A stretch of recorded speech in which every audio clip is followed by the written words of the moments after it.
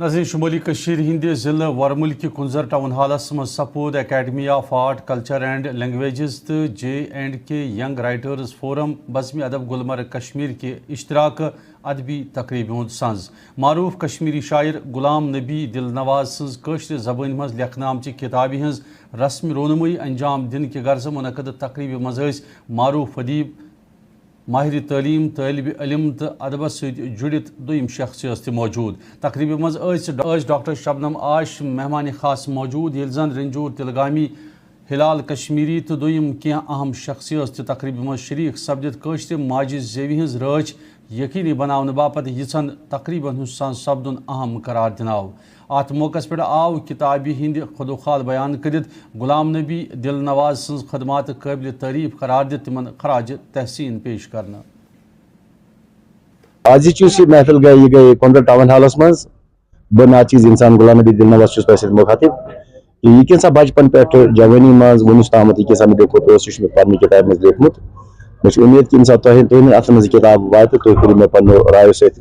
کرو مے مطلع کہ بہ کت حدس تم کامیاب گومت میری کوشش یہ روزم کہ قشر پھانپلاو قشر کرو اس گرن مز رائج اس گرن مز قشر کران کہین یوتان سانی زبان آئی کمزور بنانے یہ گئی واریاہ کمزور اس شاید امیک ون تہ باسان احساس کنسے بہت تہ سارے یم میڈیا کے وسادت ونان یہ کہ پنن گرن مز پڑھو قشر پرنو قشر ہیچنو قشر تاکہ زبان روز زندہ تو سون کلچر روز زندہ. آج یہاں ٹنگمرگ کنزر میں کشمیر ینگ رائٹرز ایسوسیشن کے اہتمام سے ایک ادبی پروگرام کا انعقاد کیا گیا. اس میں یہاں کے ایک مشہور رومانی شاعر غلام نبی دل نواز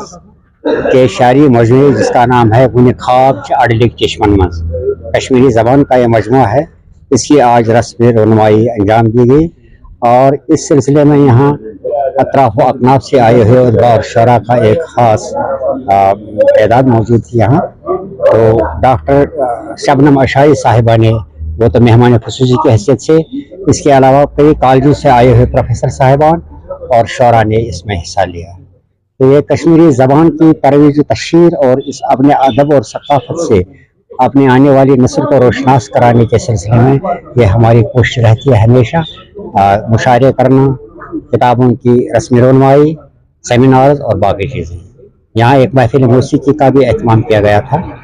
تو اس طرح سے یہ مجلس جو نہایت خوش اسلوبی کے ساتھ یہ انجام پائی. دیکھیے یہ خوشی کا مقام ہے.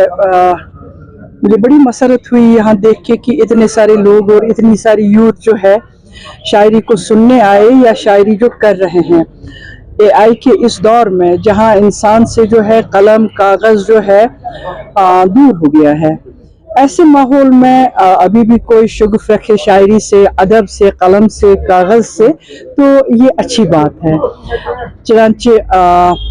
اس وقت جو ہے اے آئی کا دور ہے اور جو ہے عجیب سی دوڑم باغ میں ساری دنیا جو ہے دوڑ رہی ہے، اور اگر ہماری یوتھ پھر واپس قلم کاغذ کی طرف آئے تو یہ ہمارے لیے بہت خوش نصیبی کی بات ہے.